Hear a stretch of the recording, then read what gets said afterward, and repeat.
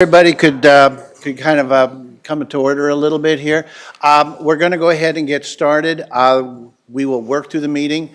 One of the things that I want to mention is that we will go through all this. When we vote on things, and obviously I think everybody is kind of here for a very similar reason, we as a commission vote, the three district commissioners vote.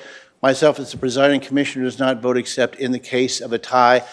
Since we've got a lot of people here who have not been to a meeting before, I may pause occasionally and explain procedure as we go so that there is no confusion and nothing that we need to concern ourselves with. But if we can, you guys have been very quiet, thank you. I think we can get through this and get it done as quickly as possible. So with that, we are now called to order. We will begin with our invocation. Tina Freestone is here for our invocation, so if you would all please join her. Good evening. Thank you for inviting me to give this invocation. Like Commissioner Nolte stated, my name is Tina Freestone, and I am with the Church of Jesus Christ of Latter-day Saints, and I am the president of the Young Women's Organization. So again, thank you for having me. Our Heavenly Father, we come to Thee this evening in prayer and ask for Thy blessings and guidance upon this meeting.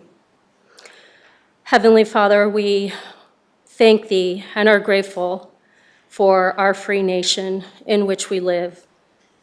And we are very grateful for the many who serve and sacrifice so that we may live in this free nation. We are grateful for this community, for its citizens, and ask that Thou would please bless them, bless this community with safety and protection. We are grateful, Father, for those who serve in our government, who give so freely of their time and talents. We are grateful for this commission and the members. We ask, Heavenly Father, for a special blessing to be upon them, that they would be led and directed.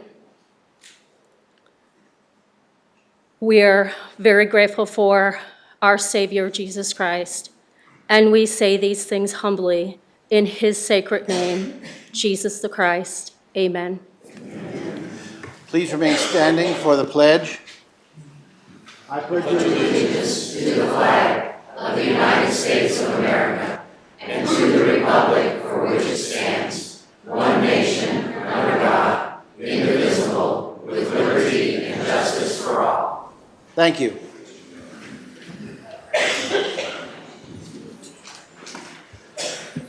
It's always good to hear the pledge with a very large crowd. That brings us to roll call. Please call the roll. Commissioner Nolte. Here. Commissioner Withington. Here. Commissioner Lawson. Here. Commissioner Wagner. Here. Commissioner Carpenter. Here. Commissioner Thompson. Here. Commissioner Johnson. Here.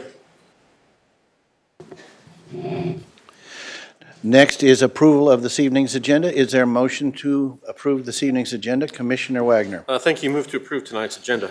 Motion has been made for the approval of this evening's agenda. Are there any comments, any questions? Seeing none, you are recognized to close. I close. Please call the roll. Commissioner Wagner. Aye. Commissioner Lawson. Yes. Commissioner Carpenter. Yes. Commissioner Thompson. Yes. Commissioner Johnson. Yes. Commissioner Withington. Yes. Motion passes 6-0. Thank you. The next item on our agenda, just to eliminate any possible confusion, is public comments. Generally, those are comments made by a member of the public on any of the items that are not on this evening's agenda. I think what everybody is here for, which would be Ordinance 42, is on the agenda. So is there anyone here to comment on something not on the agenda? I'm sorry, I will, by the way, and I'll also ask everybody to speak more loudly because we don't usually have the other room open. What I had said was that, is there anybody here who would like to make any comments about items not on this evening's agenda? Okay, seeing none. That brings us to the consent agenda. Administrator? The consent agenda allows the commission to act upon items considered to be routine and approved in one motion. These may include items that have been reviewed by the commission in a prior session. There will be no separate discussion unless a commissioner requests that an item be removed from the consent agenda and considered separately. There are 4 items on the consent agenda this evening. Commission meeting minutes from November 9th and November 16th. Approval of the 2023 356 resolution approving invoice payments for Clay County from November 10th through November 29th. Resolution 2023-362, approving 2024 County Aid Road Trust Program Agreement between the Missouri Department of Conservation and the Highway Department, and Resolution 2023-364, approving Term and Supply Cooperative Service Agreement for on-call glass and other glass installation services for the county. Is there a motion? Commissioner Wagner. Thank you. Move to approve tonight's consent agenda. Motion has been made for the approval of this evening's consent agenda. Is there any discussion? Seeing none, you're recognized to close. I close. Please call the roll. Commissioner Wagner. Aye. Commissioner Lawson. Yes. Commissioner Carpenter. Yes. Commissioner Thompson. Yes. Commissioner Johnson. Yes. Commissioner Withington. Yes. Motion passes 6-0. Thank you. So first item on the agenda is going to be 2023 Ordinance 42, which is the response to Senate Bill 190, the senior property tax. What I would like to do to begin this is we will get a motion to consider it. We will then have one of our staff members give us some background on this to give kind of a history of it. We will have commissioners speak on this issue, and at that point, what I'm going to ask is, basically, I think the way to start is just a show of hands who is in favor of this and who is opposed to it. Obviously, we can't have the entire room speak one at a time because we'd be here till the wee hours. But certainly, we want to encourage citizens to speak, but I would ask that you, if you choose to speak, you make it short and that it be something unique that has not been already presented. And then after that, we will have a last round of discussion up here and then call for the vote is how we will proceed. Last point to make is this, and that is, should you want to speak, please make your way to the microphone, kind of queue up here so I can call on everybody in order. Make sure the green light is on the caller.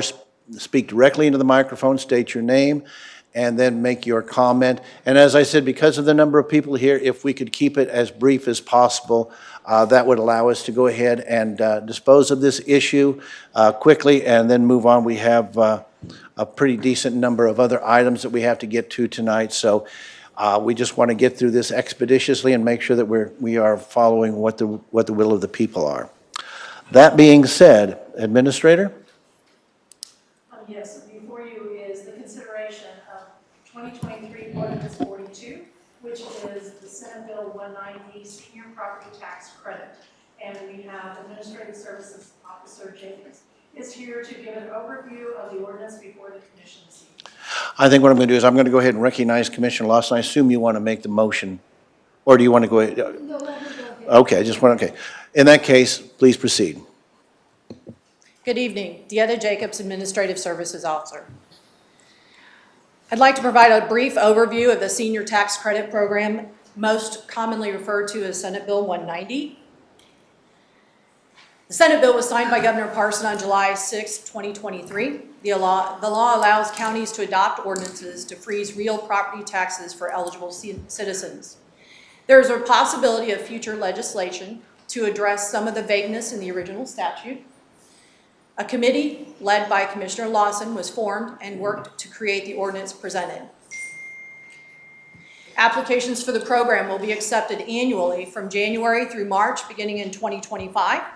The tax credit will be reflected on the December 2025 real estate property tax.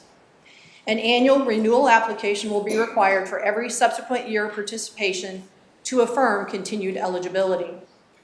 This program will not apply to the Missouri Blind Pension Fund or tax levies for bonded debt obligations.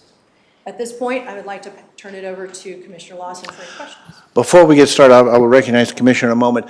I'm kind of scanning the room here, particularly you in the back of the room, in the next room over. If you are having trouble hearing, please just kind of wave your hand so that I can ask whoever is speaking to increase their volume. I see a hand already, so commissioners and whoever else will be speaking, please speak a little extra loudly so that everybody can hear. With that, I recognize Commissioner Lawson. Please proceed. Thank you very much. Thank all of you for coming this evening. I sincerely appreciate everybody taking a part in the passage of this particular bill. I want you to indulge me for just a second. I want you to know that when the bill went to the governor before it's signed, this commission was kind enough to allow me to go ahead and form a committee to start working on this. We felt that that way, if we had everything in line, we could get it approved more quickly. So there's some people that came together and, I mean, worked diligently to get this done. You know, you think just because the bill was passed that it's just a simple matter of saying, let's go ahead and approve it. But there was so much back office work that needed to be done as far as software and how are we going to notify people and all those many intricacies. So I want to thank some people that worked with me on the committee. First of all, Commissioner Jay Johnson was somebody I selected to work on the committee. We can only have 3 commissioners together, you know, to stay within the confines of the Sunshine Law. So we had myself, Jay Johnson, and Commissioner Nolte. Then we had our assessor, Tracy Baldwin. We had a gentleman that worked for Tracy. His name's Lucas Wallingford. He is an attorney. Tell you, that kid is brilliant. And he formed the first draft of this. And the draft that he used, that he formed, was used by a couple of the different counties just as he wrote it. They were highly impressed with what he did. We also had our auditor, Victor Hurlbert, and there's not enough good things I can say about him. The man is brilliant. We had our county clerk, Stacy Tingle, and we had her deputy clerk, Wendy Herman. We had our collector, Barb O'Reilly, and she had a young woman on her staff named Randy McIntosh that is, again, a young woman and just as bright and to the point as a person could be. We had our treasurer, Bob Nance, our county councilor, Kevin Graham. We had our administrator, Diana Wright, couldn't do without her. We had our Deetta Jacobs, who just gave you the overview. And with that wide range of knowledge, everybody came to the table and they came with a positive attitude. Everybody said, how can we get this done? That was the whole mindset. Much has been said, pro and con, but the bottom line here is we hear from seniors living in homes or having to leave their homes, having to sell their homes because they can't afford the taxes. I talked to a woman today, broke my heart. I can hardly talk about it without getting all plugged up. The woman called, she's 88 years old. Her husband is deceased. When she got her assessment this time, her taxes went up $500. She gets $700 and some dollars a month. So if that couldn't be impactful to somebody, I don't know what is. That just put it all in perspective to me of why we have to get this passed. You know, there's something wrong with the system when people who have worked their fannies off their whole life, put their kids through school, paid the taxes, and all we're asking is, we're not talking about doing away with the taxes, which would be wonderful if we could, but what we're doing is saying freezing as they are now and will be in the future. As long as you own your home and you live in that home, you're not going to see a tax increase. To me, that's got to be a blessing to so many people. Wish we could have done it 5 years ago. So with that, I'm going to, turn it over to my fellow commissioners if they have some issues that they'd like to discuss. But I'm extremely proud to have worked on this with so many brilliant people. This county, you have no idea how blessed we all are to have the staff and the office holders that we have. Everybody works together hard. There's no pat me on the back and the heck with everybody else. Everybody pulls together to get things done, and we are truly a blessed county. And when we see a group like this come in and want to take part in something, I know it's going to benefit you to some degree, but how often have we had somebody put something on the ballot that is a meaningful issue, and it didn't get passed because nobody came and took the time to vote and make it happen? So God bless all of you. I appreciate you so very much. With that, I'll let you.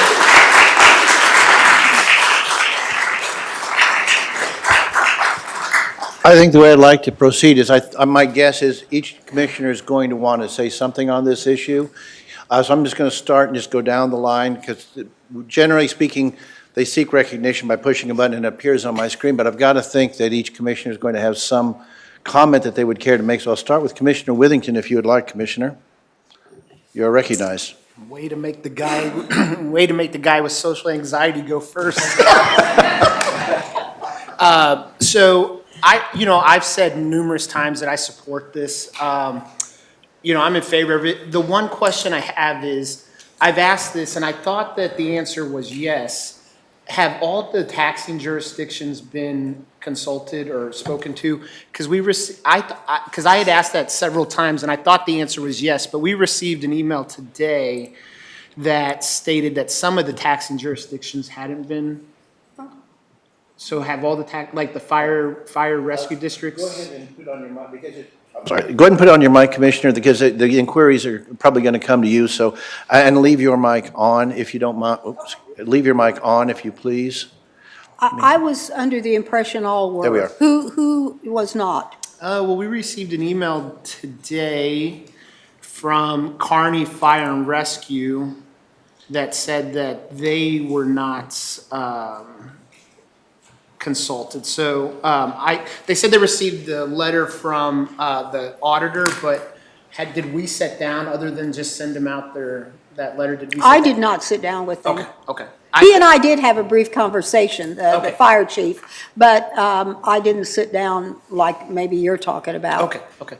Well, I'm in favor of this, but I plan to vote yeah. I've said that. I really don't have much else to say. I've said enough, and thank you guys for coming. I wish you guys would come every week when, we actually have other things that impact all your guys' tax dollars and daily lives too. But yeah, I think I didn't take my Xanax, so I think that's enough.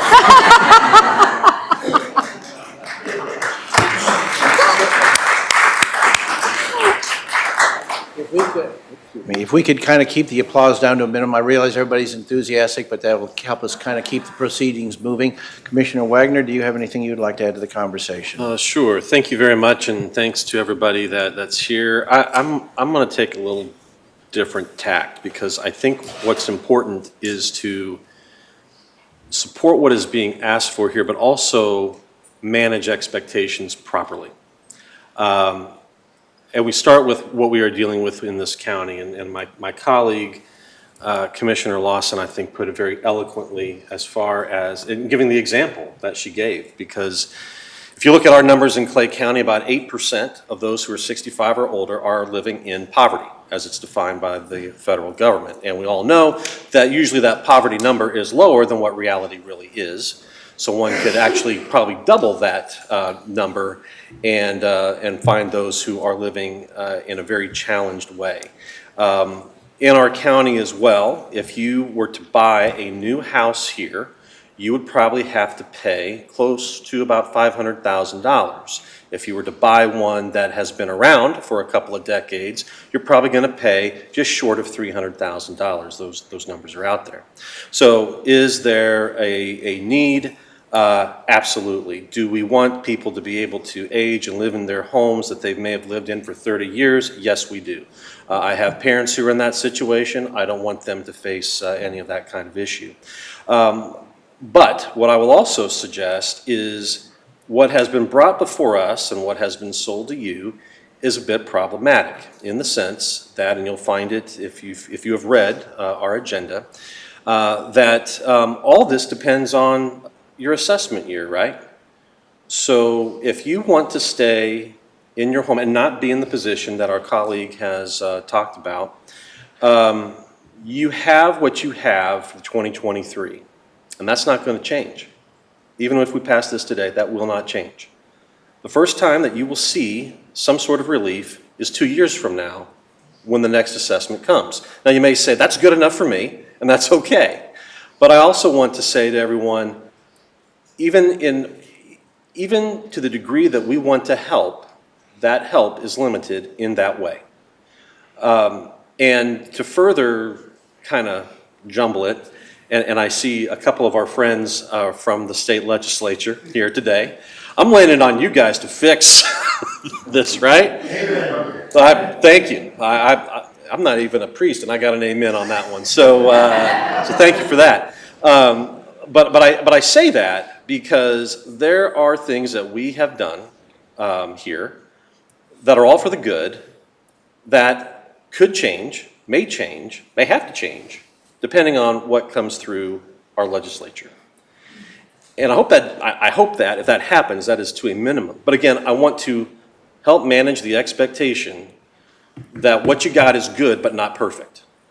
And we shall see how far we get to perfect in this next legislative year. Finally, as I mentioned before, we do have issues that our citizens are facing. Many of you who have come here tonight may be facing those very issues. But I must admit, it is hard for me to feel sorry for the person who was able to shell out 500 grand for a new home, who comes to me and says, I need tax relief, as opposed to the person who comes to us and says, I am one of that 8% and I need help. I am compelled to help that person. I want to help that person. This, as written, this document and this ordinance casts a very wide net, and everybody, no matter what their income, is captured within it. And so I will be voting yes this evening to help those individuals who are in that situation. I am quite honestly less excited for the person who's got a $500,000 home and tells me, hey, I deserve this because I'm 62 or 65 or whatever the case may be. That's just my personal opinion. And some may agree, some may disagree with that. The final thing I'll say is I do want to recognize that there are taxing jurisdictions. My colleague, Commissioner Withington, spoke to one of them and asked a question on their behalf tonight. I got that letter as well, and a few others from the school districts. And I do want to recognize that some may feel like, you know what, we've done our part.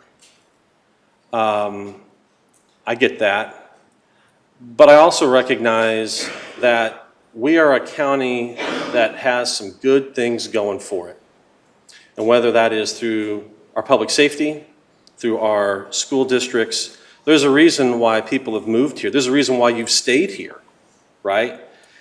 And it just strikes me that, as was identified in the preamble of this particular ordinance, that when 15% of our population are made up of those 62 and above, and approximately 15 to 20% of the houses that are here are owned by those who are 62 and above.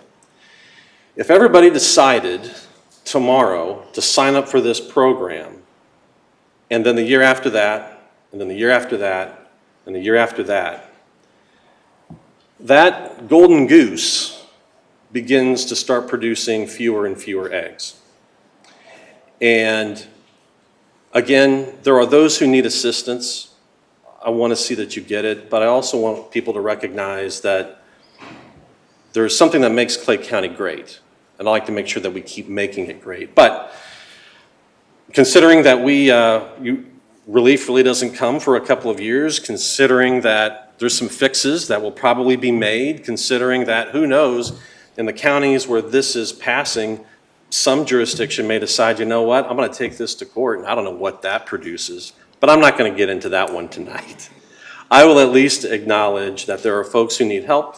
This is a way to help them, and so for that reason, I'll be voting yes. And I appreciate your indulgence in letting me just drone on and on and on. But again, thank you all for being here this evening.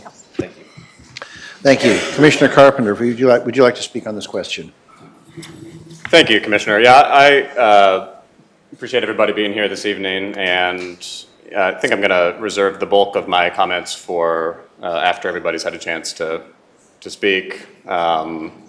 And I appreciate the patience of my colleagues. For those of you who haven't been at the previous meetings, we've had a number of discussions on this item, and I've shared a lot of my thoughts over time, and I think we've had some good, positive discussion on it. So I'm going to try to keep it brief later, but I think I'll reserve till then. Thank you. Thank you, Commissioner. Commissioner Thompson. Thank you, Commissioner. I just want to say I love seeing so many people here. There's so many faces. I wish one of our previous commissioners over here that we could have you all here more often at all of our meetings. And I would bake you cookies. And I did not bring any. I do have candy in my purse, so if anyone gets hungry, let me know. But this really shows democracy at work. And it's your voice. And when you truly believe in something, I love that you guys want to come here and let us know. I love it. So I don't have a lot to say here tonight. I think we've really talked this issue a lot. So, and I think the vote's going to show where we all stand tonight. So thank you all for coming. Commissioner Johnson. Thank you, sir. Yeah, I too appreciate the turnout tonight. I actually expected to see a bunch of, senior citizens here tonight, not a bunch of 30-year-olds like I'm seeing tonight. That ought to be good for a couple of votes next season, huh? But seriously, we actually had an opportunity last week as a commission to really discuss this in detail and kind of give our own opinions on it. I'm in favor of it, very much in favor of it. So I won't go into a lot of details unless there's some specific issues that come up during the night. So I'll reserve any comment till later because this is really your night. You guys are here to talk about this, and so we'd like to hear what you have to say. So, but I'm in support of it, and I appreciate all of you being here tonight, and I'm anxious to hear what you have to say. Thank you. I'm just going to make a couple of comments. When I got into the legislature with the 2004 election, one of the things that I went there with was property tax relief in mind for seniors. Worked on that. I was extremely disappointed that the Homestead Preservation Act was unfortunately let to lapse. Unfortunately, we tried very hard to keep that in place, and that did give some level of help to seniors with their property taxes. We are not, once we vote this in, our work is not done. We need to continue working both in the area of tax relief and serving our citizens, but also this bill does have some flaws in it. And we are going to need to make sure that we are protecting what it is that we will be passing tonight and to perhaps even make it better. I was in Jeff City earlier this year working with some of the folks in this room. I think you were also there. So we had a couple of us down there working this issue. Once it goes back into the legislature, there will certainly be some changes made. I'm hoping that they will be the kind that are reflected in the draft that we have for our legislative priorities, which broaden and protect this benefit that's being put out there. And I'm certainly, I for one, am certainly going to be down in Jefferson City trying to make sure that we are able to protect what we are doing here this evening. Those fixes, I hope, are true fixes. We just need to make sure that we are interacting as we need to interact. I myself think that we need to broaden it. I think it needs to apply to everybody. That's my opinion. I think we should be viewing equality under the law as the primary purpose that we have. With that, while I favor it, unless there is a tie vote, which I don't expect, I will not be voting, but I do indeed support it, and I want to make sure that I registered that particular point of view. So with that, do we want to go ahead and, I'd like to see a show of hands. Who here is in favor of 2023 Ordinance 42? Okay, that kind of gives me a feel for what's going on. I hope that's you're in favor and you're not holding up your hands and flags because you can't hear. Is there anyone here who would be wanting to maybe be opposed to it? And then finally, is there anyone here who is just kind of neutral or wanting to provide information? Okay, I think what I'd like to do is to go ahead and, like I say, we cannot have everybody come up, but if someone would like to speak, that would be fine, but let's limit that and not be repetitious, because I think we're all anxious to get this thing voted on and get it moved down the road. So, Representative Allen, would you like to speak? And as I said, just as a reminder, anyone who wishes to speak, make sure the green light is on, the microphone, especially given the extra room that's opened up. Speak loudly and clearly, state your name, and then state your comments. Proceed. Thank you. I'm Missouri State Representative Bill Allen. I'm joined here tonight with a couple other state representatives, Representative Chris Lonsdale and Representative Chris Brown in the back. I want to say that what you heard tonight is the absolute truth. The legislation that we strongly supported and they got passed is wholly imperfect. In fact, there's a lot of flaws in legislation that were necessary to make a choice between two things, to get this passed or to wait another session. We chose to get it passed, and I think that was the right thing to do based on the attendance tonight. I can't promise what will happen in the legislature, as you all know. Not one or two people can make a difference, can say what will occur. But I know that it's our intent to do what we meant to do last time, and that's make it clear, make it a better piece of legislation, articulate more precisely what we intended in the language. And I think that we'll do that in this next legislative session without overturning anything of what's done. Now, speaking of that, you commissioners, and especially Commissioner Lawson, thank you all so much, because you took the intent, in my opinion, you took the intent of what we did in the legislature and you put it into action. I would say that it's almost a little bit easier at the state level to try to pass something, but where the rubber meets the road is right here with the commissioners on turning that into action. And you all did a fantastic job. I believe what you have done and what you're proposing is exactly what we intended to be done. And I think that Clay County can be a role model for other counties that have not yet implemented this. Tonight, I know we have a lot of folks here tonight, and there may be other people that want to talk. I certainly want to encourage anybody to do that wants to. But if you would be so kind, if you would stand and wave that flag and do it proudly, if you're in favor of this, let's let these commissioners see that and hear that.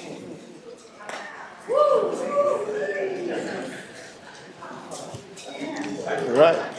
Thank you all for coming, and that's all I have to say tonight. Thank you so much. God bless. Thank you. Is there anyone else who would wish to speak? And I think what I'd like to do is to divide this up into those who would like to speak in favor, and then if there's anyone opposed, anyone who is just for informational purposes. So is there anyone else? And like I say, please keep it brief, because we have a lot of folks here and we want to get this job done. You do need to come up to the microphone, though, if you want to speak. Yeah, and if you could kind of line up there, that way I can keep a track of how many people are queuing up. Yeah, hi, my name's Jeff Hall. I'm a homeowner in Clay County. I'm 70 years of age. It's fortunate, I just got my tax bill today. And 80% of that is going to North Kansas City School District. Excuse me, I think you're kind of fading. Could you speak more loudly? 80% of my bill, and it was $4,218. $3,375 is going to North Kansas City School, 80%. Now, I've been fortunate to own a home for 38 years and pay the taxes, and I'm sure through that period, I've put a few kids through grade school, middle school, and high school. And frankly, I think I've done my share. And what I would like to see, now this is on the state level, I would like to see some sort of percentage put on seniors for the school district. I mean, you look at Oak Park, they have the best new stadium that went up, and you know, it's hard to say where a lot of this money goes to, but I think I am in support of SB 190. I think it's a step in the right direction. But I would like someday on the state level to see some, like a 20, 40, 50% max on what you pay to the school system. I'm willing to pay some to the school system, but at my age, I think I've done my share. And but I'll leave it at that. Thank you, sir.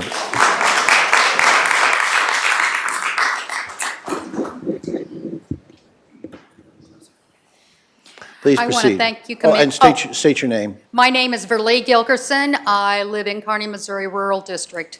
I want to thank you, Commissioners, for your hard work on this and consideration and not waiting until further on down the road.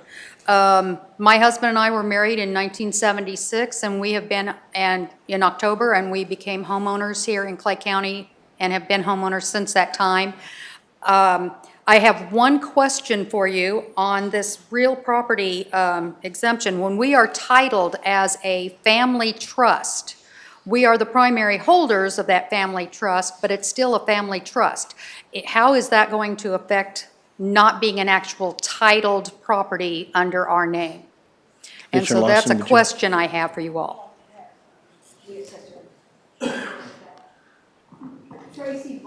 You in the building?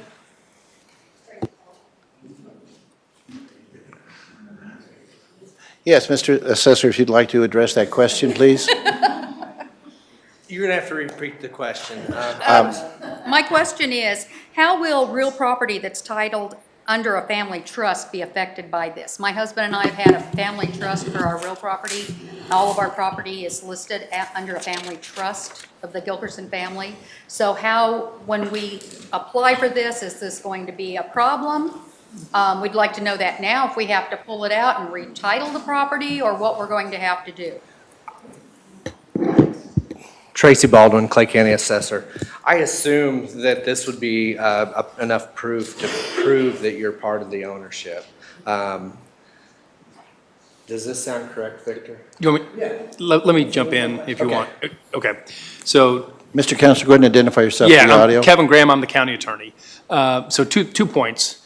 There's no magic crystal ball on this. This is brand new legislation, and this is our effort to try to make some sense out of that, which not to mean it's nonsensical, but we're trying to make something out of this that we think makes sense. So with that being said, one of the definitions of an eligible taxpayer under this is an owner of record of a homestead. So if you own it in your own name, clearly you qualify. Or someone who has a legal or equitable interest in such property as evidenced by a written instrument.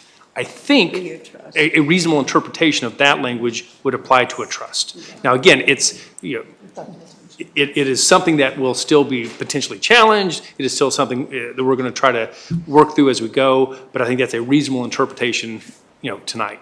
Okay, thank you. I just want that question to be on the record so that can be clarified in those things. Thank you. Is there anyone else wishing to speak in favor? I think everybody is, well, anyway. Is there anyone wishing to speak in opposition? Seeing none? If you would like to, sure, come on up. But we'll keep it kind of loose, so go ahead. And remember to identify yourself again, please. Yeah, Jeff. No, there you go. Yeah, You're good. Jeff. With the annual application, will that be, can you do that online? And then will you need a documentation every year?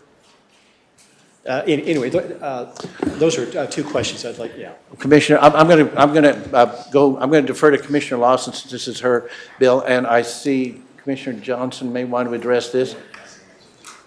Okay, go ahead, Commissioner Lawson. Okay, I'll I I mean, I just recognize said, I don't want to see any more hoops or whatever you have to go through potentially. Yeah, and I think that's still a little bit up in the air. I'm going to have Diana answer that because it's going to be her staff that's going to have to do all that back office No, work. you're fine. Okay, hey, thanks. So, Correct. So there will be an application process for the very first time, and it will be more, I hate to say the word cumbersome, but you will have to provide additional documentation to validate eligibility. Once you're eligible and in the program, then the next year, it really will be a renewal process. So the application will be much simpler, and basically, it's almost going to be like an affidavit that you are, you are attesting that nothing has changed, that it is still your primary residence. And yes, our goal is all of that we can do online will be online. And so the 2025 will be based on the 2024, right? Is that correct? Correct. Your base year, Okay. when we calculate, will be based upon your tax liability in 2024, Okay, right. which is basic, not a reassessment year, Commissioner right? Wagner, I agree with you, a lot of your comments. Thank you. And you know, one last thing is remember that the Hancock Amendment and all of that, when things are reassessed, it's in the odd years. So while 2025 will be a reassessment year, what you're going to pay is what you would have paid in 2024, right? So, yeah, so they're not going to go, it's not going to change this year to next year, or, yeah, next year. So it's going to be what it is now, okay? Okay, thanks. Commissioner Johnson, did you seek recognition? Yeah, thank you, sir. So 2 comments. First, to respond to Jeff's question, I had the same question. I thought, how cumbersome is this going to be for my 90-year-old mother every year to go through this process? And I think we came up with, the first year, we got to basically prove this is your residence, and each year after that, it's going to be more or less, hey, you still live here? Okay, check, good, let's move on. So it's not going to be real cumbersome. I think at least that's how we plan on doing it. We'll see how it works out, but that's the intent. The second issue, and maybe this is more for our county councilor, the issue of trust, and just so happens that my wife and I were talking about a living trust today, and I'm not 62 yet, I've got a few years to go, but that's very common for elderly people to have living trusts, and I want to make sure that that's very clear in this document. Do we need to amend this? Do I need to add an amendment to this document tonight, or do you think we're clear enough in this document that it'll include those who have a living trust? I think it's clear enough based upon the definition that's incorporated. Yeah. Okay. But again, one of the things we've talked about that was, when we were on the committee, one of the things we talked about is, this is going to be likely a living document, and certainly, we've got 13 months, we hope to get this right. Right. And some of what the changes may come from what the legislature does, we hope. And if the legislature does some good things, we will immediately want to amend this. And it may come from interpretations that we get from the state, from the Attorney General's office, or unfortunately, maybe even from litigation. So my suggestion would not be to amend it tonight. Okay. I'm reasonably comfortable that this, as it sits, addresses that, but I also want everybody to know I do foresee some amendments over the next 13 months. Okay, good. And just so we're clear, that is the spirit of this ordinance from this commission. If this is ever litigated in terms of a living trust, it is the spirit of this ordinance that it will include a living trust, and that we expect that to be part of this. Yeah. Well, and also, I just want to add that I am both over 62, unfortunately, and we have a trust. So, yeah, that's something that not only do I think it's important to make clear, on a personal level, I feel like we are where we need to be to protect the interests of, quite honestly, people like me. Something that I'd like to ask Commissioner Lawson is, as people age into this program, am I correct in saying that their taxes would then be, their assessment, I should say, would be frozen at the point where they become eligible and they make application? Right. So if you're 58, which I wish I were, but if you're 58 today, and then, the 65 comes in the reassessment year, and then you turn, say, 62 after that, then absolutely you're going to be taxed on on what it is, the assessment is when you turn 62. And it comes anytime the year that you turn 62. So if it's applicable, you turn 62, say in November, and the tax bills are already done, well, you're still going to get that break because you're 62 in the year. So it doesn't have to be in the month after. Does that make sense to everybody, I hope? So, yeah. I thought for sure you were 48. Oh, God bless you. I'll buy you a beer later. And I'll drink that beer. Is there anyone else who would like to comment or a question? Please come forward to the microphone, and as I said, make sure the light is on, speak your name clearly, and then make your comment. My name is Chuck D. Farkas. Last time I was here was learning about the Clay County Republican Committee. I became a committee member. I do qualify, Jay. I am a senior. I am not an attorney, so what I'm about to say, realize I'm not an attorney. But I've been practicing educating people in estate planning with trust and wills. My interpretation of what I'm listening to tonight, those of us who have trust, you're the grantor. That means you're the owner of the trust. So I would interpret that it would be no problem, but once again, I'm not an attorney. But what I really want to say is, as I look into this room right here, I'm really encouraged because I've been a poll judge for 4 times, and to see 5–10% of the people come and vote is very discouraging. So I compliment everybody here. We're waking up. It's the people who need to bring their voice to the people we trust to listen to us. Amen. Thank you.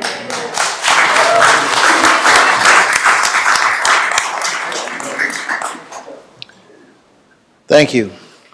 Sir, if you could go ahead and state your name and Sure. proceed. My name is Bill Feldman. I've been a resident of Clay County since 1985, and it's really a fairly quick question and maybe improbable, but should taxes go down lower than what your assessment is in the year that you qualify, will that credit be granted us, or are we stuck at the rate that we're? I didn't hear that, so that's the question.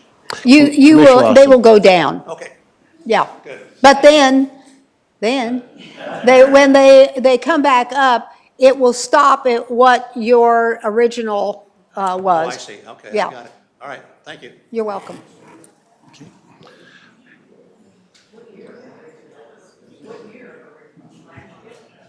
Oh, excuse me. Let's go ahead and keep our voices down so that citizens coming forward can be heard. Please proceed, ma'am. Good evening. My name is Ida, and I was wondering, do we have to stay at the 2023 assessment? This reassessment year clobbered a lot of us. Has there been any consideration to roll back 2019, 2021 assessment year? And by the way, please remember to speak loudly. I assume the folks in the back did hear you, but Commissioner Lawson, if you'd like to address Yeah. that issue. Unfortunately, no. Remember that the bill was signed this year by our governor, and so consequently, now it's going forward from this point. You know, I wish that we could have gotten this done when Jerry was talking, you know, back in the day, and that would have been a blessing for everybody. But unfortunately, it is as of when we pass this now. It's just Bidenomics is really killing me. Yeah, I'm sure, yeah. Is there anyone else wishing to come forward and address this issue? Okay. Seeing none, I will entertain a motion for the passage of 2023 Ordinance 42. Commissioner Lawson, if you would like to make that motion. I would be so unbelievably proud to do so. I want to make sure I say the right number here, so later on you can't come back and say, you made a mistake. Okay, I would like to, Move to approve. 2023 Ordinance 42, Senate Bill 190, senior property tax for this commission. Thank you. Motion has been made for the approval of 2023 Ordinance 42.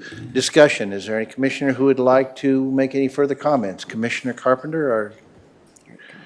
There you go, Commissioner. Thank you, Commissioner. Appreciate hearing from everybody this evening and all the conversations we've had as a commission before tonight. You know, I share a lot of the same perspective that Commissioner Wagner shared before, which is that strongly support getting property tax relief to seniors living on a fixed income, folks who are struggling, and they do exist. There's many of them. Commissioner Nolte mentioned the Homestead Preservation Act that was allowed to lapse by the state legislature. That was a good, in my view, attempt to lower the property tax burden on seniors in need. There's also a program called the Circuit Breaker tax credit which provides property tax relief to seniors through the state. And there again, targets it towards seniors who are struggling on a fixed income. And I fully support those. I love seniors just like everyone else. I've got plenty of them in my family. I've shared before with my colleagues a little bit about my grandfather. He's 92 years old. He lives here in Clay County. He has for over 50 years.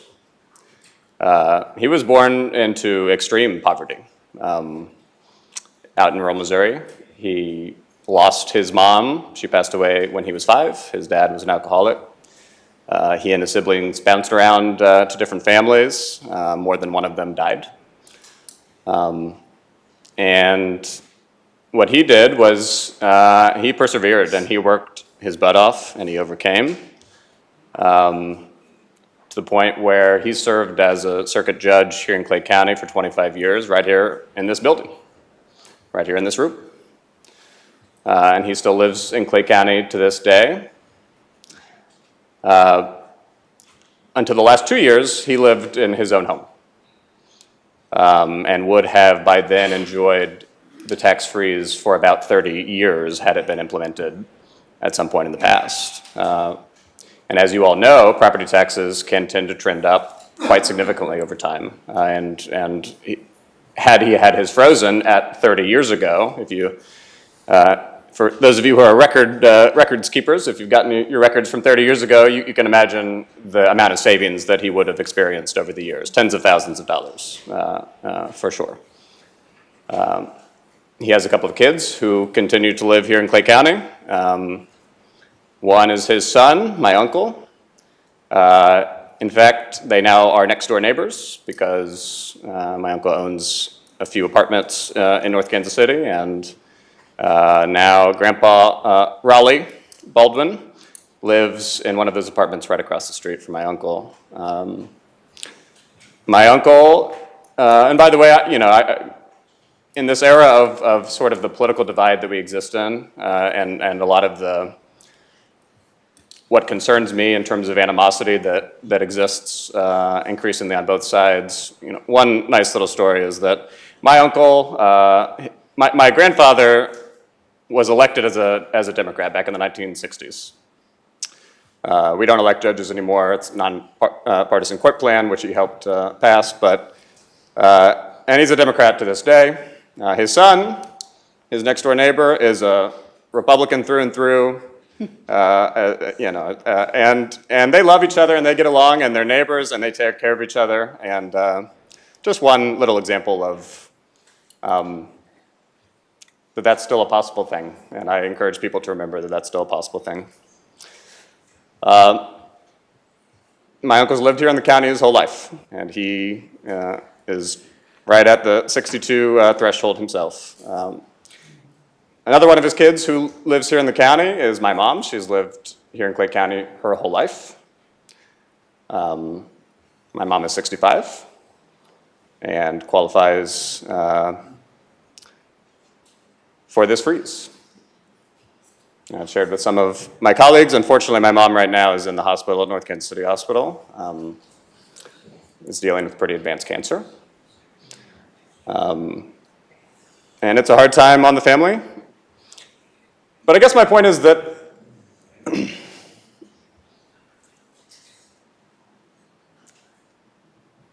I love and respect the heck out of seniors and want to do something to help. Sincerely, I do from the bottom of my heart.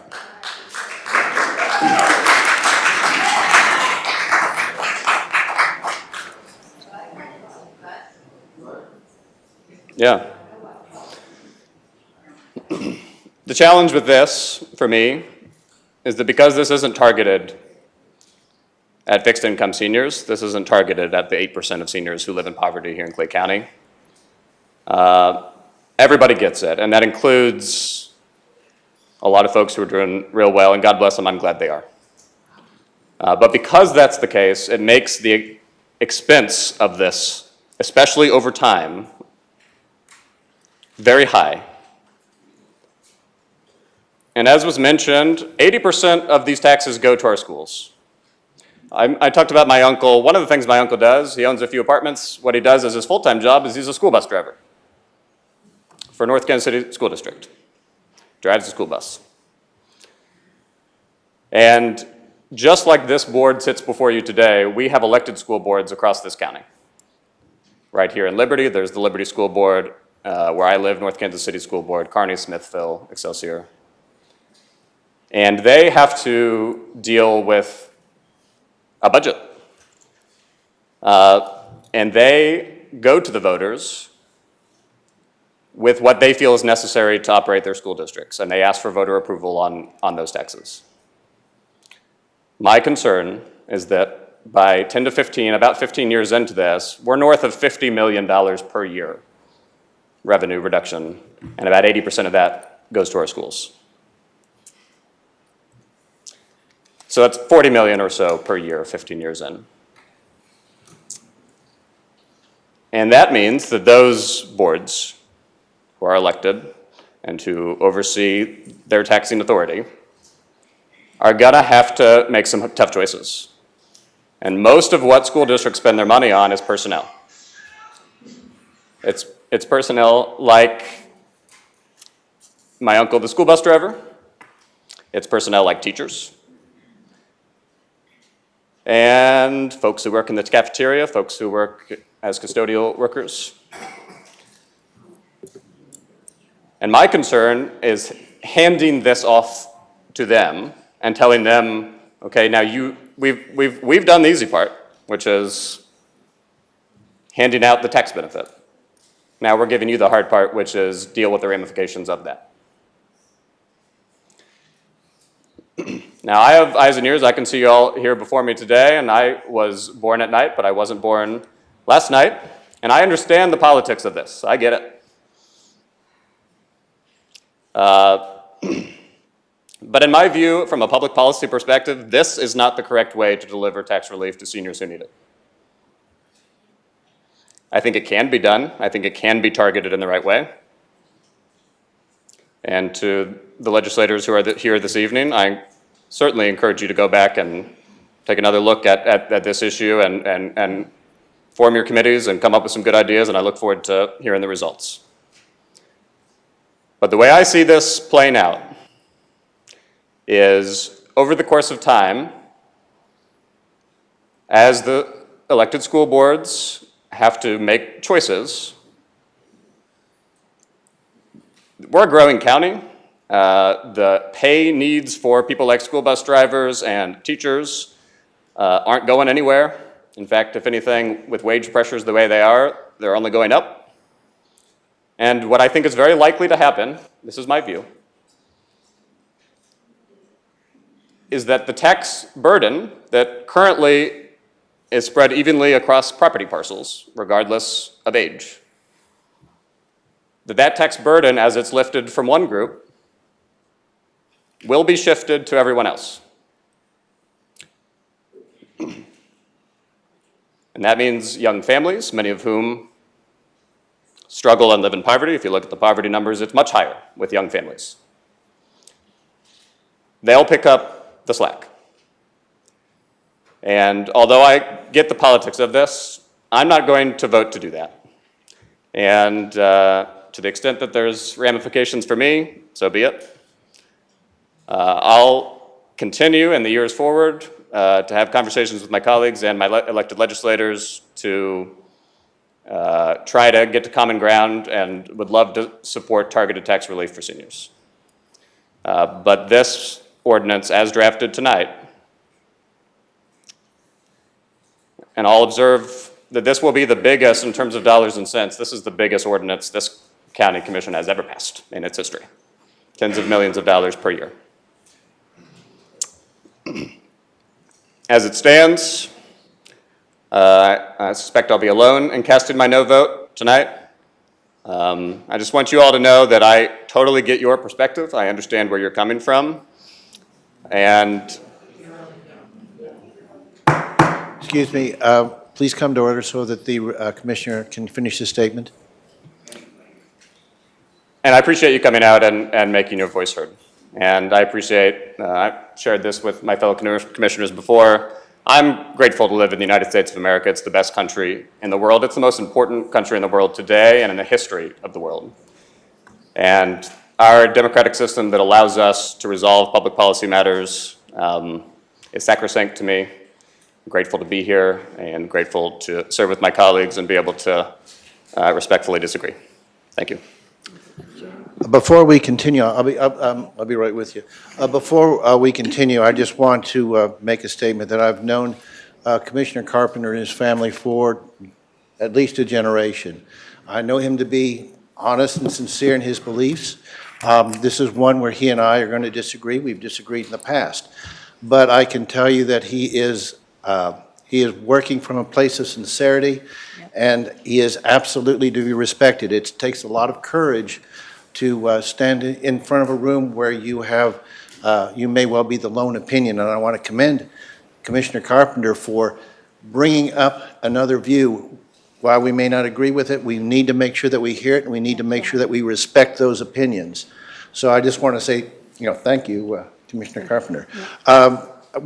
Commissioner Lawson would like to speak. Commissioner Johnson, is it okay? Then I'll go to you. Okay, please, Commissioner Lawson. Thank you. And I as well. I found Commissioner Carpenter to be a sincere, good person. That's the great thing about this country. We may not agree, and there are times we vehemently do not agree, but when it's all over, he's as nice to me as he can be. We go on, respect each other greatly, and I respect his opinion. I may not agree with it, but I give him all the respect in the world. Something that Commissioner Carpenter brought up that I've got to address or I'll just explode is the fact that, yes, there are a lot of wealthy people in this county.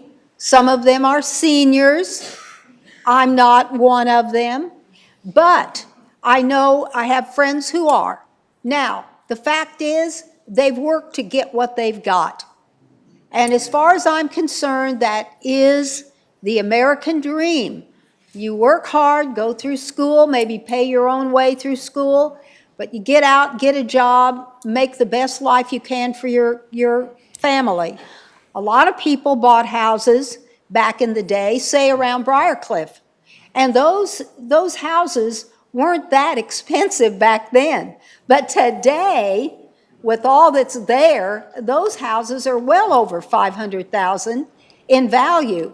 That doesn't mean that they don't have the right to get the same break that you get if you have a lesser home. And it's the same way whether you bought a home that was $500,000, which is what they're going for nowadays. A young family almost can't find one for less if you want a new house. So I think the one thing I would say to our legislators who are here, make some changes that you thought were necessary to make, but don't kill the dream and say, because you did too good, shame on you, and you don't get the same break that I get with my little hovel that I live in. So I want to see everybody be equal on that. That's just my opinion again.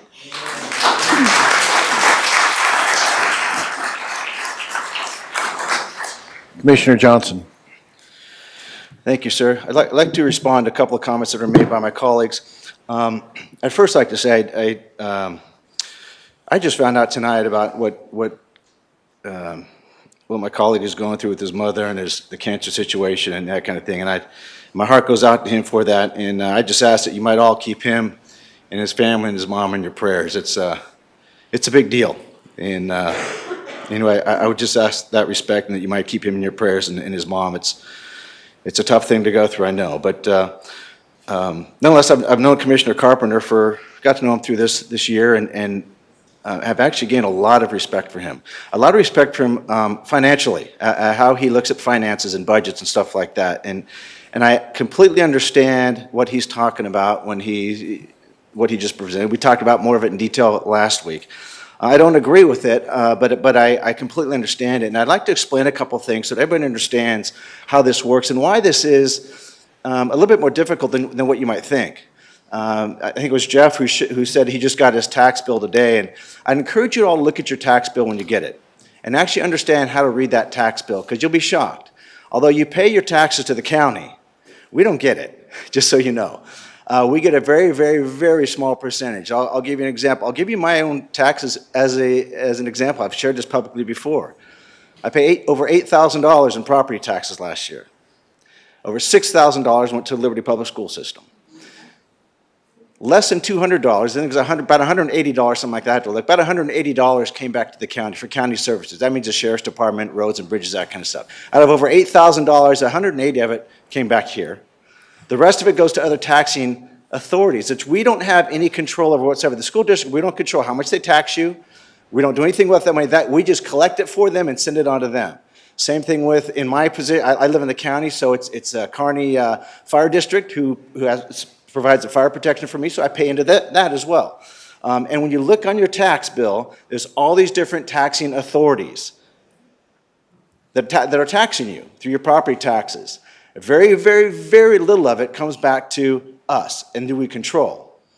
We just have to dispense it out. So we're making a decision today that's going to affect all those taxing authorities. Understand that. And understand, so we're making a decision today that's going to mean, there's a little bit less money than could be coming in. And I'm not going to say it's less money because I'm going to show you some numbers in a moment, but there could be more money coming into these other taxing authorities if we don't pass this. More money for schools, more money for Kearney Fire District, more money for whatever's on your list of taxing authorities. So understand that's how the tax bill works. And there was a chuckle when someone asked about what if the tax bill goes down. Believe it or not, if you look on your tax bill, Clay County taxes were lowered, have been lowered over the last couple of years. We actually lowered your property tax bill, the levy, the percentage that we charge you for taxes for the county that we control, that was lowered. However, you still paid more. The reason why you still paid more is because even though it was a lesser percentage that we take, the value of your home, the value of your property went up. That's why you're paying more. Not because we're charging more, well, we are, but the value of your property is going up. That's a problem that we have with our system. You have people that are on fixed incomes, seniors, whether it's Social Security or a fixed pension, that there's a fixed income, and yet the value of their house keeps going up, which means even if we lower what we can control, the other taxing authorities are not lowering it. But if they did, if the value of the house keeps going up, what they have to pay, which is bottom line, at the end of the year, keeps going up, and it's going up faster than what any cost of living adjustment is accounting for. So when you start looking at numbers, this year we collected, and I want to thank Victor Hurlbert, I got it, I haven't been drinking either, for some numbers that he provided us. So 2022, we collected, well, let's say 2023, roughly $5.8 million in property taxes were collected. When I say collected, that goes to all the taxing that we have to dispense out to those taxing authorities I just talked about. 5.8. In 2031, let's say, that same number, with the passage of this bill, with the passage of this, and the reduction, not the reduction, but the freeze in taxes to our seniors, in 2021, we'll go from today of 5.8 to still collecting $8.3 million in taxes. Does that sound right, Vic? Does those numbers sound right to you? I'm reading off the thing that you put together.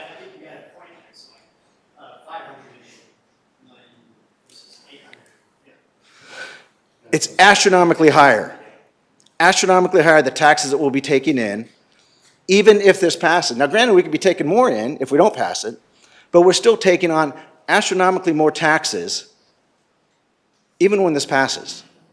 And if we say to ourselves, we can't do it with just this amount, we need that other, let's say, $30 million we get over the next 10 years from our seniors. We can't survive as a government without that extra $30 million. Well, then we have a problem. So what we're saying is, seniors, we expect you to pay an extra $30 million over the next 10 years, even though you're not going to get $30 million in COLA adjustments over the next 10 years. I'll tell you that. Social Security is not going to give you that much more money. Your pension is not going to give you that much more money. So there's the problem. If we need more money, we got to figure out another way to do it, whether the taxing authority is. It shouldn't be on the backs of the seniors. And there's another issue we have to understand, and I think this really helps here, and I tell my kids this all the time. You know, I've been fairly financially successful in my life, not because of my income, but because of my expenditures. And I tell my kids, never allow your expenditures to rise to meet your income. No matter how much you make, never, or how little you make, never allow your expenditures to rise to meet your income. Always make more than you spend. And if you live your life like that, you're going to be pretty solid. And if government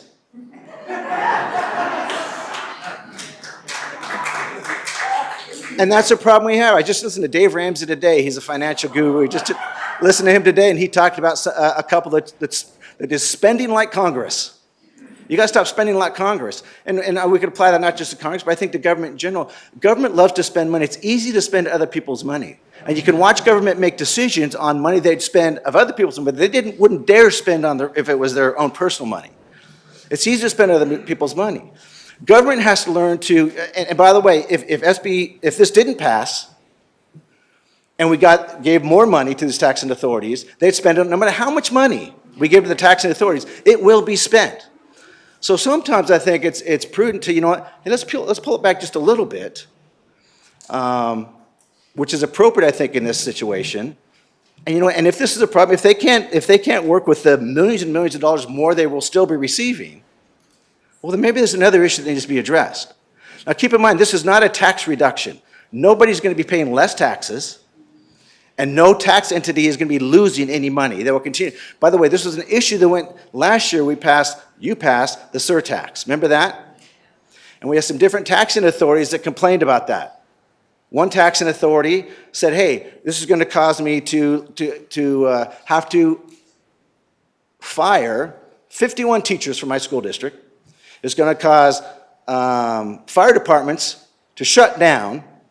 It's going to cause police departments to lay off police officers." None of that happened. Not even close. Matter of fact, just the opposite happened. More money came in than what they were receiving before. But it could have been a lot more if we didn't pass the surtax. But the point being is, nobody's going to be reducing anything. Whatever you're paying now, you're still going to be paying it. Sorry. It's just that it won't continue to increase incrementally. And when you talk about equity, and I totally get the idea about equity, about, okay, is this for the poor people or for the rich people? What? Well, let me tell you what, if you're paying $10,000 a year in property taxes, or you're paying $1,000 a year in property taxes, that rich guy is still going to pay $10,000 a year, and the person paying $1,000 a year is going to still pay $1,000 a year. That's the equity in it. There's no need, I think, to punish somebody because they're either more frugal with their money, and just because you live in a big house doesn't mean your income is big. You can still be on a fixed income. You can still have done very well during your career, still have done very well in how you spent, even though you didn't make a lot of money. I've been a government employee my whole life. But if you spend right, then you could do well and still be on a fixed income. That's not going to have the COLA adjustments that are going to cost of living adjustments that are going to match the increase in your property values. And so that's why I think, and that's why I respectfully disagree with my colleagues, where I think this is equitable. Because you know what? If you have a mansion and you're paying $10,000, $20,000 a year in property taxes, you're still going to pay that. And if you're only paying $500, $1,000 a year in property taxes, that's all you're going to pay. And it's going to freeze at that. And the rich one's going to freeze at the higher level. And so that's equitable to me. Why should we punish them even more? Because then you have to get into, well, why is this person poor? Is it because of his poor management? Is it because his dumb decisions, so we're going to pay for his dumb decisions? Or is it just because that's the luck of the draw? That's just what happened? Like, how much do we get into this? Which I don't think we should. You know, if you're rich, good for you. Congratulations. And I don't need to take any more than that because you're already paying more than the poor guy is. You're paying $10,000, $20,000 to the $500 to $1,000. That's equity in my standard. And I think it's fair, and that's what I like about this bill. It doesn't pick out, hey, you have to have a certain threshold, because we're still collecting a ton of money from you rich folks. And there isn't a threshold that makes you have to pay even more than you already are. So that's where, and I totally respect and I love the fact that Commissioner Carpenter will constantly talk about, hey, you know, there's two sides of the ledger. We want to increase pay for firefighters and police officers and all this stuff in public safety. But how do we pay for it? It's got to be paid for somehow. And I respect that of him, but I don't think on the back of senior citizens is the way to do it. And like I said, this doesn't reduce any money that we're receiving now. Doesn't reduce a dime. It just freezes it for some of you going forward. And some of us will continue to pay even more going forward. So that's kind of the difference I see on this. And I think it's, if it allows government, it causes government at our local level to stop and check and say, you know what, maybe we got to make sure our expenses don't always rise to meet our income. Maybe that's a good thing. Maybe it's a good thing that we have to look a little harder at that stuff. But I don't think this is going to cause any damage to government funding in the long run. I really don't. I really don't. And if I did, I would say that. But I really don't think it is. The fact that we're going to be able to save millions of dollars for our senior citizens over the next several years, that's great. That's a good thing. And thank you, because you're still going to be paying taxes, and I appreciate that. But thank you for all the years that you have been paying, probably more than you should have been paying. But I appreciate that. And so I actually think it is fair. I think it's very I love the way this was written. We had a good team working on this. But I actually, and again, I respect and understand why some of my colleagues don't agree with this, but I actually like the fact that it doesn't pull out a certain threshold of how much you make or how much the value of your house is, because there's so many nuances we can get into.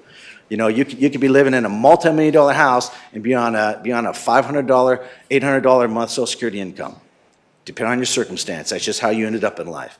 Good for you, but with the house and all. But so that's my opinion on this, and that's why I disagree with my colleagues. I think it is very fair. I think it's a good thing, and like I said, taxes, property taxes, will continue to come into the county and all the taxing authorities at a higher rate than it has. Not to mention, Clay County is one of the fastest growing counties in the state. And when you're the fastest growing county in the state and you have more homes coming in, more businesses coming in, that's more taxes that come in. Certainly there's more expenses that go with that, but there's more taxes that come in as well. And so it's good that we can relieve the pressure off the backs of some of our seniors and put it other places. The last thing I want to say, just kind of a warning, and I appreciate our state representatives being here. Dr. Bill Allen as well as Chris Brown. I saw Chris Lonsdale here. I think you might have had to slide out, but I appreciate you being here. I appreciate you guys getting this to us, this SB 190. However, like was mentioned, it's not the best written bill. There may be some challenges, and there may be some challenges to what we've put together. Know that could happen down the road. I hope not, and I hope it's a solid document. But there may be some challenges, and the court may override some of the things that we do on this. I don't know. But just know that that's a possibility. But we've passed it soon enough that we hope we can work out some of the kinks if we need to. And I think it's as good as we can get at this point. When we throw it back to the state legislature to fix it up, and hopefully they will. But I'm in full support of this, and for those reasons. So thank you.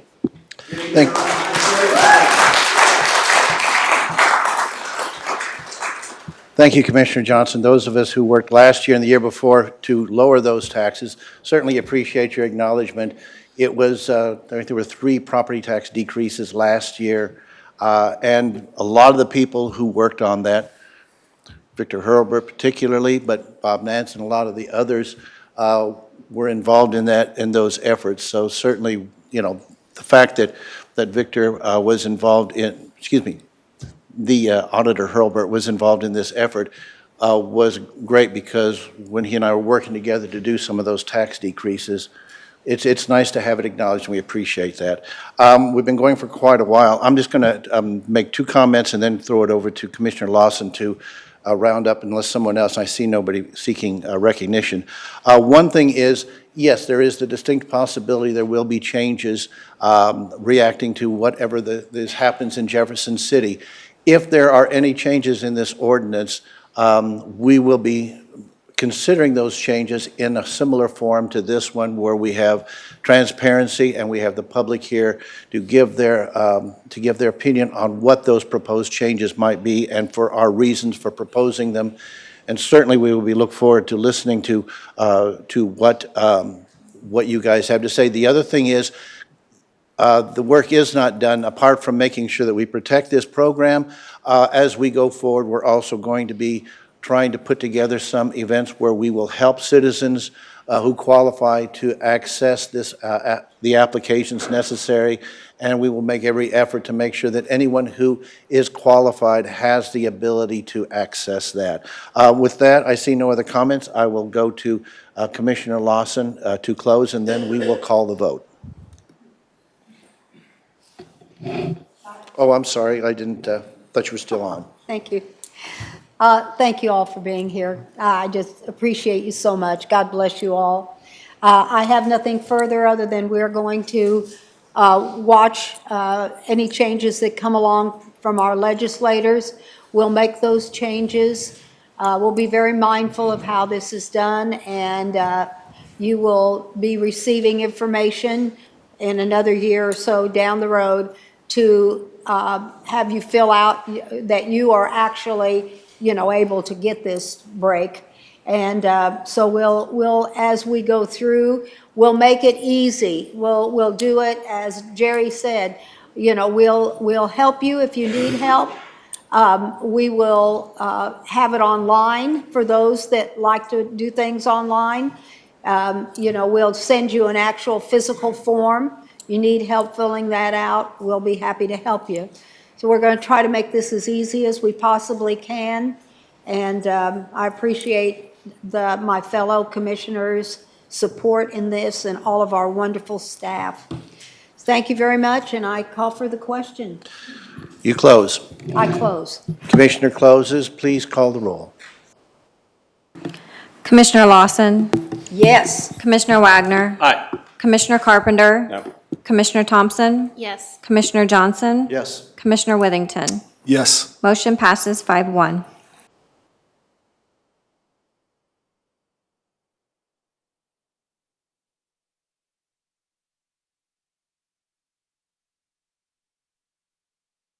Before we proceed with the rest of our agenda, certainly any citizen here is welcome to stay and hear the rest of our meeting. We are going to stand at ease while the room clears, then we will pick up in 5 minutes. And again, it's a pleasure to see everyone here, particularly since I did not see anybody plucking chickens or boiling tar.